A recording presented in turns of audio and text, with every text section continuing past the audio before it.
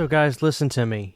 If you're on eBay and there's a buy it now price and then the starting bid is at 0, don't be that person that buys it now because it's an inflated buy it now price, damn it. I wanted to get, my birthday's next week. I was going to try to get myself this cool vintage Anchor Bay Hellraiser DVD box set where it's a big lament configuration. The buy it now price was like $85. It's not worth that.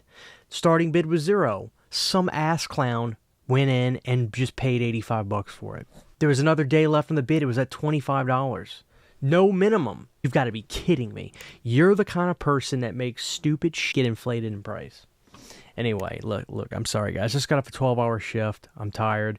But we got some good news, so we may as well, get into that. Guys, we have some physical media news. We've got some new announcements. I'm not going to go over every single thing that's come out. Mostly just the horror stuff today, because that's really the only thing that's of interest to me personally, to be honest with you. And if anybody wants to fill in the blanks down below, please do. We'll go to Dawn of the Discs real quick, and I'll show you guys what we have right now. So, one of the things... Okay, this is not hard, but I do want to talk about this. Road Trip is coming out on 4K from Kino Lorber, if that doesn't get pulled either. By the way, I did get my hands on Daylight, so I'll probably do a review on that. I'll probably watch that this weekend. But that's cool. Hopefully that doesn't get canceled. The other thing that's interesting is this. Deadly Spawn is going to be getting a 4K from Synapse.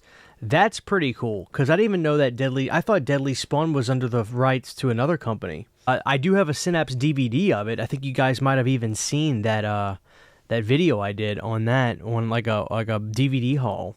So Synapse definitely has had the rights to it, but it sounds like they might be getting it back. And if that's the case, cool. No complaints from me off on that. So very cool there. I think that's it for this. Oh, Arcade. The thing that worries me about this is a classic full moon film. The thing that worries me about this is it says remastered in HD.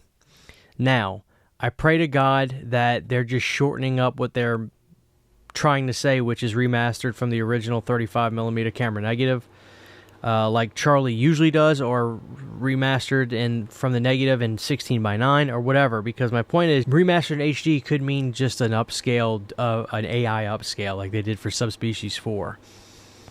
If I get a review copy of that, I will not mince words. I will be very, very pissed off, because there's this AI upscale stuff they did for Subspecies 4 looked abysmally bad. So if they do that for this, I'm going to be devastated. So there's that. The other thing I want to note is, hey guys, just for what it's worth, I do talk about this at the end, but I don't expect anybody to actually go to the very end of this video to finish it. There is also a Dead Zone Steelbook that's going to be coming out this summer. That is, you get obviously from Scream Factory, or it's an Amazon exclusive, just like this Return of the Living Dead one. So there's that. Right here, I'll show you guys this. Arrow had a big month where they had... somebody was telling me I need to review it. Let me see it. Here it is. Dark City. I've not seen that, but somebody was like, Christian, you can review that. It's a great movie. So I'll probably check out Dark City. So that's cool. The other thing to note is they did get their hands on a 4K for Roadhouse Arrow Video. So good on them. All right. So let's go look at Scream Factory's page and talk about what they have going on, because that's very interesting. Okay, guys. So Renfield, we did talk about that, but it's also interesting that Renfield is going to have a steelbook that I believe is a Walmart exclusive. So check this out, guys. Return of the Living Dead is getting another steelbook. Now, I've seen some people say, LOL, this is ridiculous. What are they doing? I get that side of it, but I also see the other side of the coin. The other side of the coin is right now Return of the Living Dead is hot. That steelbook that was a Walmart exclusive, the green one, probably sold out like that. And now this one's going to be like an online website and Amazon steelbook. And I think it looks great. So if you're a Return of the Living Dead fan, then that's going to be pretty cool. I mean, it's a good-looking steelbook. They definitely upped their game in the steelbook department. So that is coming out in, I think it's June. Comes out on June 10th. So that'll be an Amazon exclusive. But if you want that poster, I think you can go online and get it from them. Lord of Illusions is getting a 4K. I don't know if I'm going to upgrade this. I mean, I have the Blu-ray. I need to watch it and just see if it looks decent. I got it years and years ago. It's not a bad movie. I think it's one of the last films Clive Barker actually directed. He didn't actually direct a whole lot. He wrote a whole lot, produced a lot, but I don't think Clive actually directed a whole lot. But Lord of Illusions is pretty good. A lot of people missed out on that from them because it kind of like snuck out when Scream Factory released it, and then it went out of print. But here we go. They got it back for 4K. The big thing right here, probably the most important thing I want to talk about right here for Scream Factory, besides Return of the Living Dead, which is amazing, and I'm excited. And yeah, I'll grab that Steelbook. Why not? I love the series. I love the movie. Monkey Shine's getting a 4K. Another title that's like interesting. I thought Kino was going to do this because they had Monkey Shine's on Blu-ray, and then what happened? It went out of print from Scream Factory. Like, it actually went out of print from what I remember, because I wanted to get it, and I actually got a Blu-ray overseas.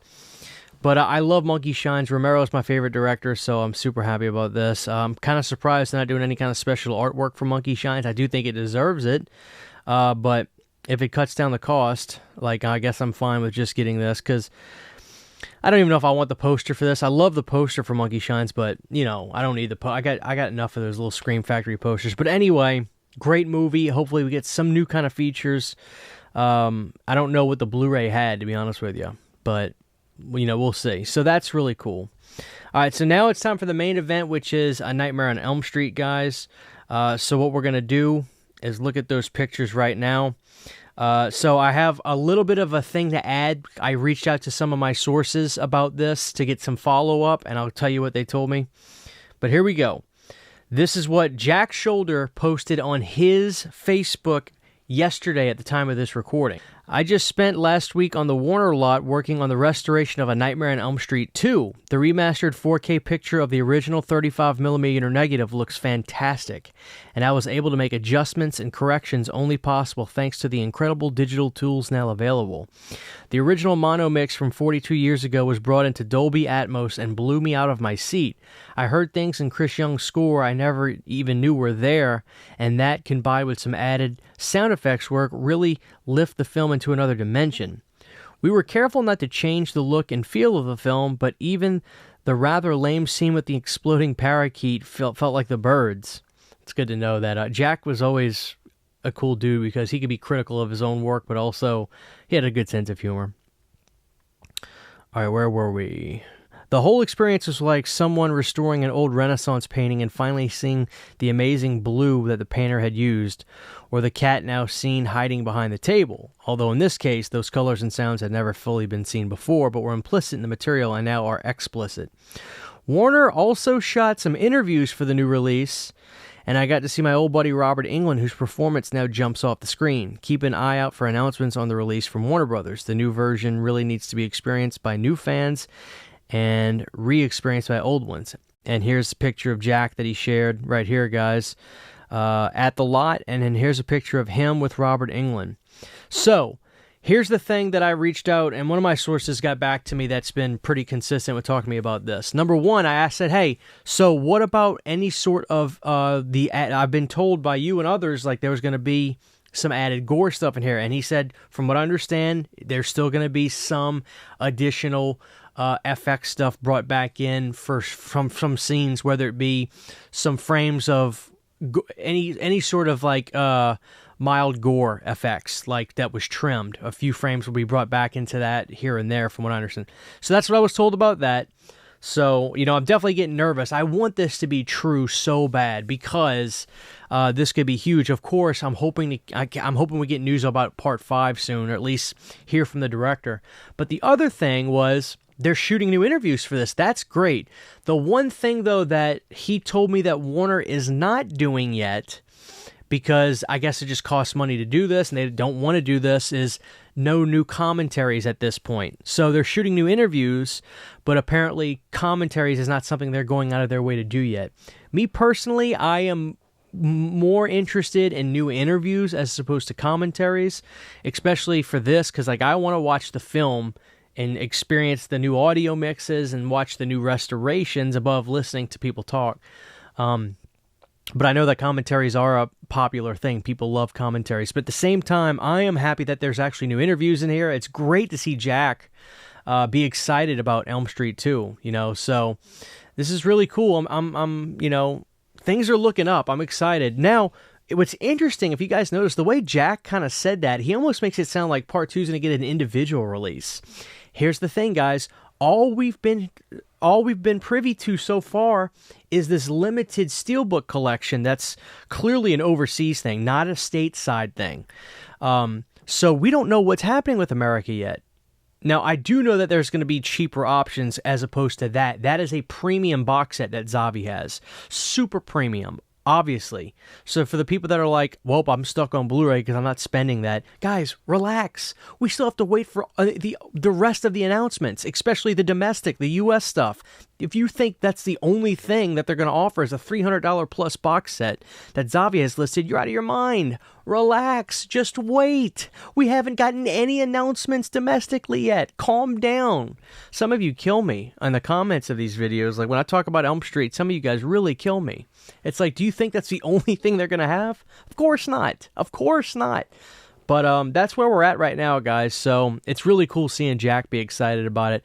Let me know what you guys are excited for. If you're going to pick up the Return of the Living Dead Steelbook, the Monkey Shine Steelbook. Also, there was a Dead Zone Steelbook that I forgot to show, which just is wild because the Blu-ray release, the 4K release, and the Steelbook release have all coincided so close together for Dead Zone.